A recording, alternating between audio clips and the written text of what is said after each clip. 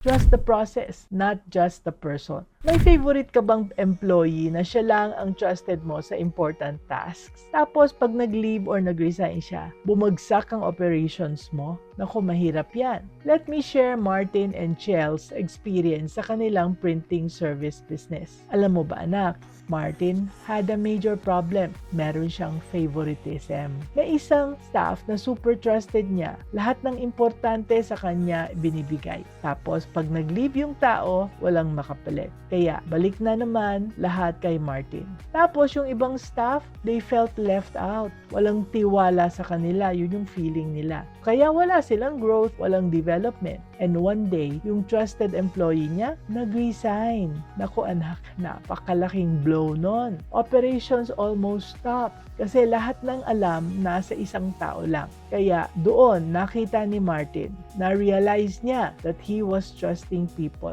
pero wala siyang process. Pag nawala ang tao, nawala rin ang kaalaman. So together with Shell, they built systems. Hindi lang dependent sa isang tao, but on a process anyone can follow. Halimbawa sa delivery, si employee number 1 lang ang marunong mag-schedule ng deliveries. Alam niya lahat ng addresses, clients, priority orders. Pero when he got sick, chaos! Walang makapalit. So they created a delivery system. Simpleng logbook lang, tsaka mapa. Every order had a delivery slip with address, contact number, and priority level. Lahat ng deliveries nakalog. Lahat ng clients may record. Ngayon, kahit sino sa team pwedeng mag-deliver kasi may proseso na. The lesson? Don't build a business that relies on one person's memory or skill.